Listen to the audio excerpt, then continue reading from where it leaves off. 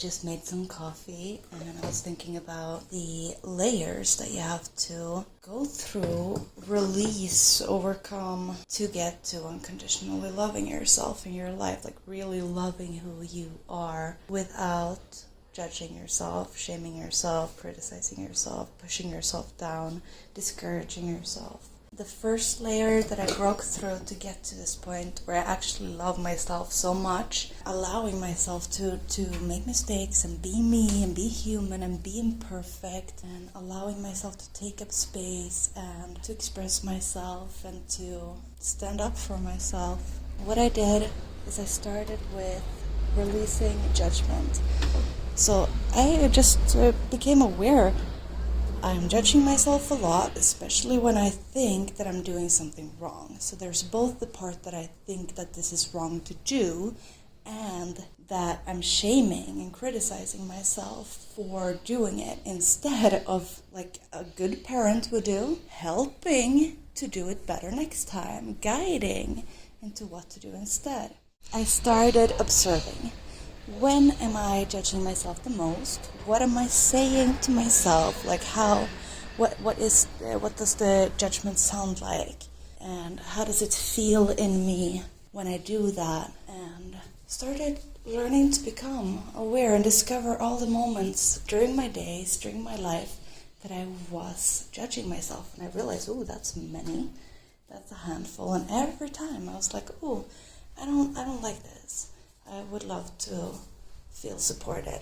And then I just, how can I reframe this to actually be supportive of myself? Because we want the same thing, me and me. It's just that one of us have a harder time.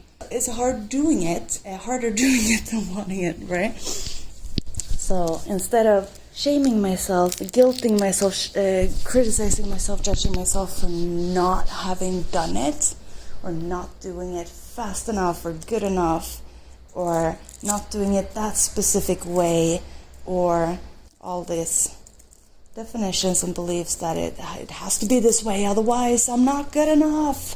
I haven't proved my worth unless this creation, every single creation of mine, is worthy, meaning is perfect. So come on, is it unrealistic or unrealistic? How can we reach that? How can we actually become fulfilled? And how can we actually be happy if that's our standard? No, we have to redefine a little bit. Okay, that might be true for others, but is that true for me? Is that how I like it? Is that how I want it? Or how would I rather have it? Okay, so my coffee is done. I'm gonna enjoy it on my terrace. That was the first layer. When I broke through my judgment, I noticed how easy it is to navigate life when you are not afraid of yourself and your own criticism all the time. Because let's face it, nobody else criticizes you that much that you have the tendency to do it to yourself. And if they do, just leave them physically. Get out of this space, leave the environment.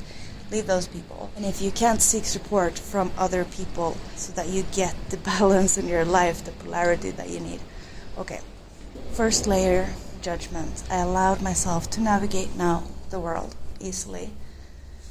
Making mistakes easier, expressing myself freely, freer.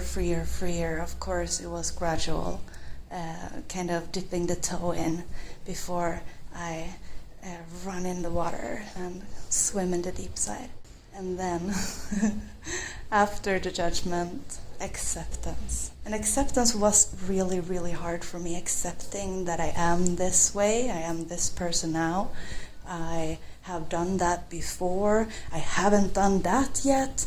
I'm not where I should be according to my definitions, my standards, my rules.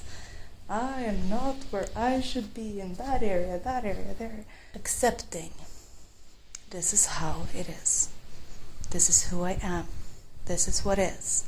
Doesn't mean giving up all desire for change to be made for the future.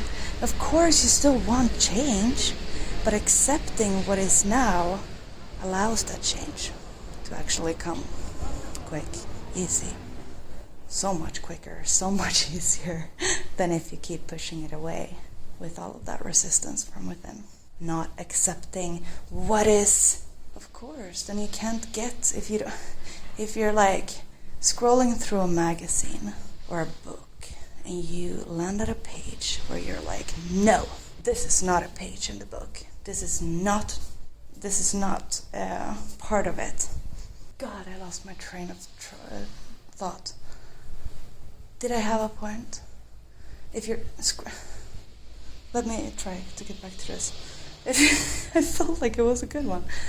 If you're reading, flipping through the pages of a magazine, you end up at a page where you're like, no, this is not part of it.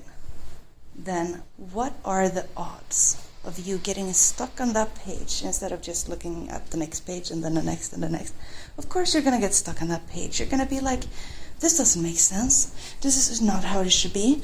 And you're going to zoom in all of your focused attention on that page and justify why is it here? It shouldn't be here. It should be maybe back there or up there, but it shouldn't be here. It's not how it should be. So if you can't accept reality for what it is now, you have a very, very much harder time flipping the next page and getting the next thing, getting what you want. That's much, much harder because you're engaging with how it shouldn't be right now. What should be instead of what is now? It's not how it's supposed to be. It's not going according to my internal expectation. Do you understand? Accepting reality and yourself, for who you are now does not mean giving up any kind of desire to change anything. It just means that you are actually ready for the change. You're just opening up for it.